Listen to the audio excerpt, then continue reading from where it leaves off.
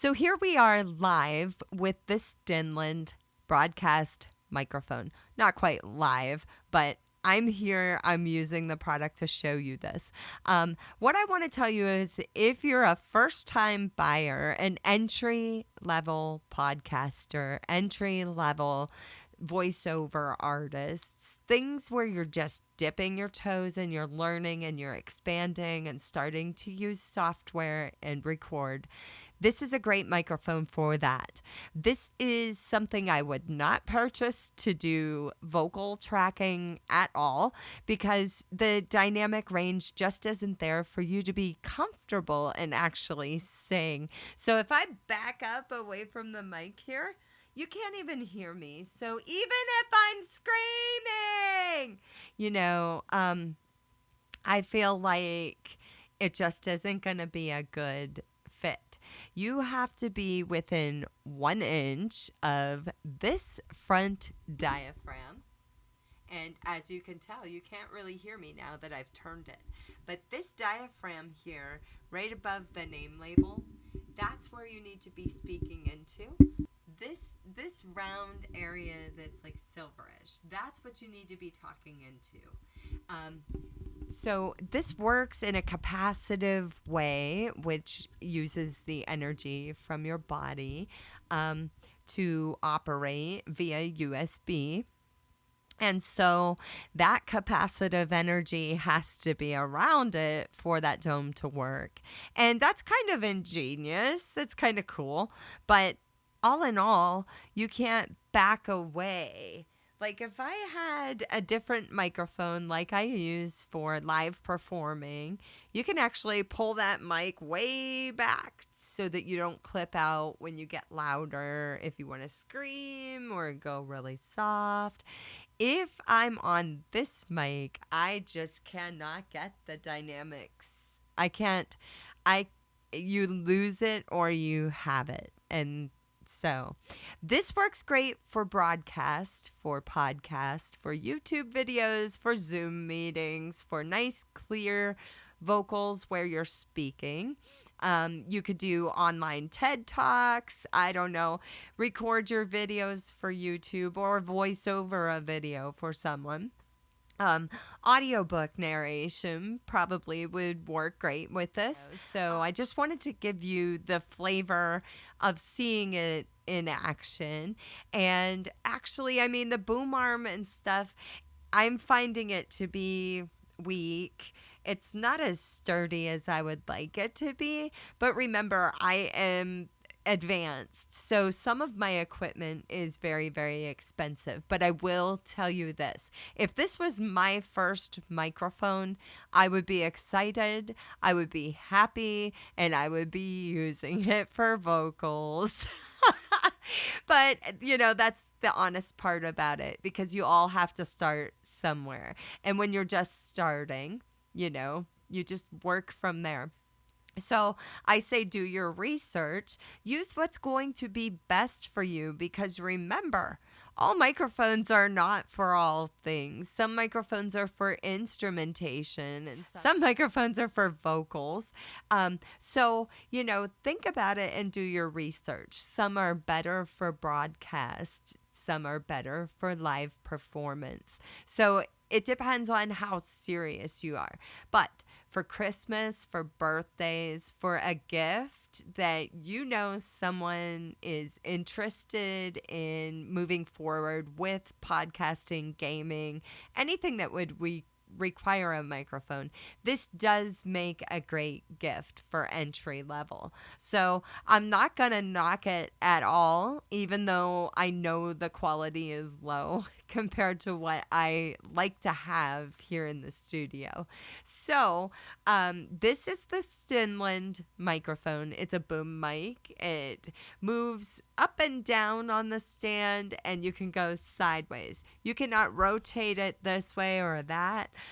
So I like to have those 360 shock mounts because they have a lot of motion. So if I'm sitting over here or over here, it's a matter of moving it quicker and I don't have it cocked sideways or whatever because I can't move it that way. But really, I think the nice part about it is you can take this with your laptop, you can plug it in, you can have a podcast with your friend anywhere you want to be, and it works well. So I'm not going to knock it. I know there are issues, and if you want me to tell you about them, I will. One is the latency issue. You're not going to have zero latency. Number one, you're not able to use a FireWire.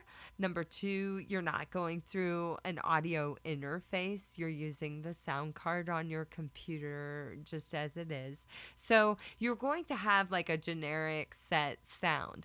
And so with the latency problems, that is going to affect your vocal tracking if it's not corrected. So your input latency needs to be adjusted. My voice probably is not matching up to the microphone at all. And so that's something I have to correct in my video software or in my audio input. So that is a problem with me if you're talking about someone who's tracking for timing. So that's that.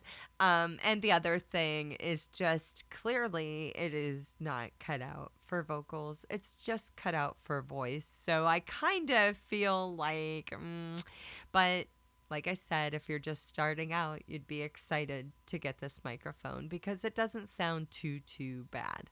But just know, if it doesn't seem to be working right for you, remember where that diaphragm is. Remember to have your mouth close to the microphone, not touching the pop filter, not touching the microphone, but in front about an inch back from that diaphragm, and you'll be just fine. Stay right above the print that's on the microphone and kind of, like I've been swiveling and moving a little bit here and there. I'm going to say my maximum is like 3 fingers back. So, I've been trying to stick right there, and it actually is driving me nuts because I don't like to stay in one place. So the other microphone that I normally use is in the vocal booth over there, and that microphone would probably pick me up just this loud over there in the room. So... it's all, you grow. And my first microphone was just a little one. So, I mean, this one to me sounds nice. You can go ahead and add your own filters. That is another issue that I would say could be a problem, because if you're vocal tracking, you don't want to hear that USB hum going on from everything working. And if you're trying to gain it, then you're going to have issues removing that extra noise that appears. So remember that. And that was my other part, that I felt like I have this awesome microphone in there, and I can put a filter on it. I can put a pad on it. I can put a gain on it if I want to. And it's got so many polar pattern options that it's not even funny. And that microphone has become my best friend. But I remember my first best friend, and it was only $10 from Radio Shack. So this is actually a step up from what I started with. So yes, it's a perfect entry level microphone. If you're intermediate or higher, you will probably be a little bit displeased with the quality, because the quality is acceptable for the price, but it is not something that I would say is going to hold up over time if you're moving it and using it in different areas a lot, because the boom stand is not super duper heavy duty quality.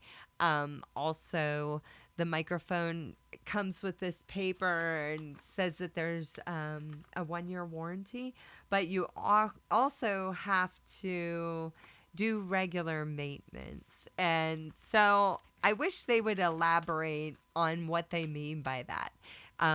I don't know if it means changing out your USB cable. There's no software to download. Maybe they mean take it apart and clean it so that it's reverberating right. I don't know. But the shock mount and things, this stuff is not super duper heavy grade, and a lot of my other equipment here is. So that to me felt like a step down, but it actually is nicer to be able to sit here in front of the computer and not have to go into this room and pause out here and do production here and there to make it mash just for videos that I'm voiceovering. So this actually I will get some use out of. And we'll see how it goes from this point on. But this was your demonstration, and I hope this video helped you out.